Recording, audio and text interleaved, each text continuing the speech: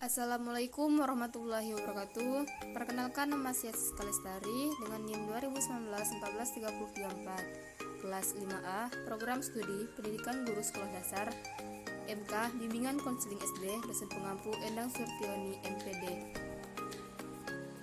Baiklah, di sini saya akan menjelaskan struktur pelayanan bimbingan dan konseling. Struktur organisasi bimbingan dan konseling. Manajemen bimbingan dan konseling di sekolah agar bisa berjalan seperti yang diharapkan, antara lain perlu dukungan oleh adanya organisasi yang jelas dan teratur. Organisasi yang demikian itu secara tegas mengatur kedudukan, tugas dan tanggung jawab para personil sekolah yang terlibat. Demikian pula organisasi tersebut tergambar dalam struktur atau pola organisasi yang bervariasi yang tergantung pada keadaan dan karakteristik sekolah masing-masing. Jika personil sekolah siswanya berjumlah banyak dengan didukung oleh personil sekolah yang memadai, diperlukan sebuah pola organisasi bimbingan dan konseling yang lebih kompleks. Struktur atau pola BK di sekolah adalah sebagai berikut. Yang pertama, Kandepdiknas. 2. Kepala sekolah dan wakil kepala sekolah. 3. Koordinator BK dan konselor sekolah. 4. Guru mata pelajaran. 5. Wakil kelas. 6. Siswa. 7. Tata usaha. 8. Komite sekolah. A. Ruang lingkup dan bidang layanan. Yang pertama, ruang lingkup. Ruang lingkup adalah suatu batasan yang memudahkan dilaksanakannya penelitian agar lebih efektif dan efisien untuk memisahkan aspek tertentu pada sebuah objek. Ruang lingkup akan sangat membantu keefektifan berjalannya sebuah penelitian.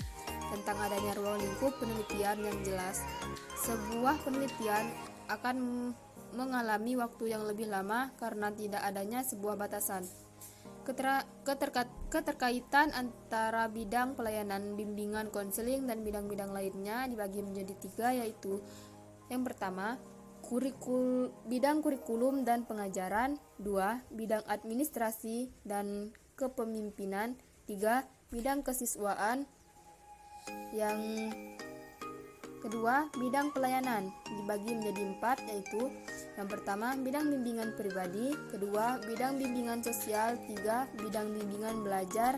Dan yang keempat, bidang bimbingan karir. B. Fungsi, prinsip, dan asas BK. Yang pertama, fungsi pemahaman. Fungsi pemahaman yaitu fungsi bimbingan dan konseling membantu konseli agar memiliki pemahaman terhadap dirinya atau potensinya dan lingkungannya atau pendidikan, pekerjaan, dan norma agama.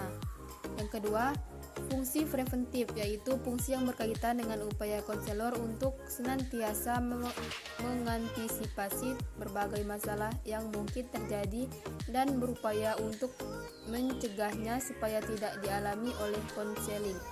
Yang ketiga, fungsi pengembangan yaitu fungsi bimbingan dan konseling yang sifatnya lebih produktif dan fungsi-fungsi lainnya. Yang keempat, fungsi penyembuhan yaitu fungsi bimbingan dan konseling yang bersifat kuratif. Yang kelima, fungsi penyaluran yaitu fungsi bimbingan dan konseling dapat membantu konseling memilih kegiatan ekstrakurikuler. Yang keenam, fungsi adaptasi yaitu fungsi membantu para pelaksanaan pendidikan kepada sekolah atau madrasah dan staf, konselor, dan guru untuk menyesuaikan program pendidikan terhadap latar belakang pendidikan, minat, kemampuan, dan kebutuhan konseli. Yang ketujuh, fungsi penyesuaian yaitu fungsi bimbingan dan konseling dalam membantu konseli agar dapat menyesuaikan diri dengan diri dan lingkungannya secara dinamis dan konstruktif. Yang kedelapan, fungsi perbaikan yaitu fungsi bimbingan dan konseling untuk membantu konseli sehingga dapat memperbaiki kekeliruan dalam berpikir, berperasaan, dan bertindak atau berkehendak. Yang kesembilan, fungsi fasilitasi memberikan kemudahan kepada konseli dalam mencapai pertumbuhan dan perkembangan yang optimal, serasi, selaras, dan seimbang seluruh aspek dalam diri konseli. Yang ke-10, fungsi pemeliharaan, yaitu fungsi bimbingan dan konseling untuk membantu konseli supaya dapat menjaga diri dan mempertahankan situasi kondusif yang telah tercapai dalam dirinya. Prinsip bimbingan dan konseling. Prinsip-prinsip ini berasal dari konsep-konsep filosofis tentang kemanusiaan yang menjadi dasar bagi pemberian layanan, bantuan, atau bimbingan.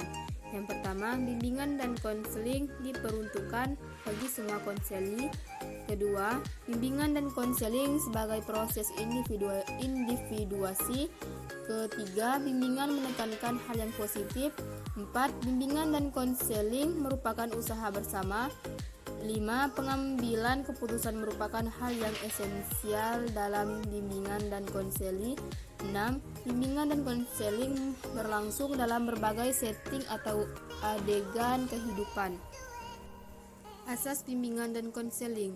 Keterlaksanaan dan keberhasilan pelayanan bimbingan dan konseling sangat ditentukan oleh terwujudnya asas-asas sebagai berikut. Yang pertama, asas kerahasiaan, yaitu asas bimbingan dan konseling yang menuntut dirahasiakannya segenap data dan keterangan tentang konseli yang menjadi sasaran pelayanan. 2. Asas kesukarelaan, yaitu asas bimbingan dan konseling yang menghendaki adanya kesukaan dan kerelaan konseli mengikuti atau menjalani pelayanan atau kegiatan yang diperlukan baginya. Yang ketiga, asas keterbukaan, yaitu asas bimbingan dan konseling yang menghendaki agar konseli yang menjadi sasaran pelayanan atau kegiatan bersifat terbuka dan tidak berpura-pura. Yang keempat, asas kegiatan, yaitu asas bimbingan dan konseling yang menghendaki agar konseli yang menjadi sasaran pelayanan berpartisipasi secara efektif dalam penyelenggaraan pelayanan atau kegiatan bimbingan. Kelima, asas kemandirian, yaitu asas bimbingan dan konseling yang menunjuk pada tujuan umum bimbingan dan konseling. Yang keenam, asas kekinian, yaitu asas bimbingan yang konseling yang menghendaki agar objek sasaran pelayanan bimbingan dan konseling ialah permasalahan konseli dalam kondisinya sekarang. Yang ketujuh, asas kedinamisan, yaitu asas bimbingan dan konseling yang menghendaki agar isi pelayanan terhadap sasaran pelayanan yang sama kehendaknya selalu bergerak maju, tidak menonton dan tidak berkembang, serta berkelanjutan sesuai dengan kebutuhan dan tahap perkembangannya di waktu ke waktu. Yang ke-8, asas keterpaduan, yaitu asas bimbingan dan konseling yang menghendaki agar berbagai pelayanan dan kegiatan bimbingan dan konseling baik dilakukan oleh guru, pembimbing maupun pihak lain. Yang ke-9, asas keharmonisan, yaitu asas bimbingan dan konseling yang menghendaki agar segenap pelayanan dan kegiatan bimbingan dan konseling didasarkan pada dan tidak boleh bertentangan dengan nilai dan norma yang ada. Yang ke-10, asas keahlian, yaitu asas bimbingan dan konseling yang menghendaki agar pelayanan dan kegiatan bimbingan dan konseling diselenggarakan atas dasar kaidah-kaidah profesional. Ke-11, asas alih tangan kasus, yaitu asas bimbingan dan konseling yang menghendaki agar pihak-pihak yang tidak mampu menyelenggarakan pelayanan bimbingan dan konseling secara tepat dan tuntas atas suatu permasalahan konseli mengalih tangankan permasalahan itu kehendak pihak yang lebih ahli. C. Jenis layanan kegiatan pendukung dan format layanan. Jenis layanan dalam BK adalah sebagai berikut. Yang pertama, layanan orientasi. 2. Layanan informasi. 3. Layanan penempatan penyaluran. 4. Layanan penguasaan konten. 5. Layanan konseling perorangan. 6. Layanan bimbingan kelompok. 7. Layanan konseling kelompok. 8. Layanan konsultasi. 9. Layanan mediasi. Dan yang ke-10, layanan advokasi. 2. Kegiatan pendukung yang dilaksanakan dalam layanan BK. Yang pertama, aplikasi instrumentasi. 2. Himpunan data. 3. Konferensi kasus. 4. Kunjungan rumah. 5. Tampilan kepustakaan. 6. Alih tangan. 3. Format layanan BK. Yang pertama, individual, yaitu yang melayani peserta didik secara perorangan. 2. Kelompok, yaitu melayani peserta didik melalui suasana dinamika atau kelompok. Yang ketiga, klasikal, yaitu yang melayani sejumlah peserta didik dalam kelas rombongan belajar. Keempat, lapangan, yaitu melayani sejumlah peserta didik melalui kegiatan di luar kelas. Kelima, pendekatan khusus kolaboratif, yaitu melayani kepentingan melalui pendekatan kepada pihak-pihak tertentu. Keenam, jarak jauh, yaitu melayani kepentingan siswa melalui media. D. Program layanan. Program bimbingan konseling tidak dapat berjalan dengan efektif apabila tidak didukung dengan profesionalismenya guru BK atau konselor dalam melayani siswanya, dengan terprogram secara efektif apabila kurang atau tidak didukung faktor lain, misalnya faktor pengalaman bekerja. Layanan konseling yang diberikan kepada peserta didik untuk belajar dengan efektif.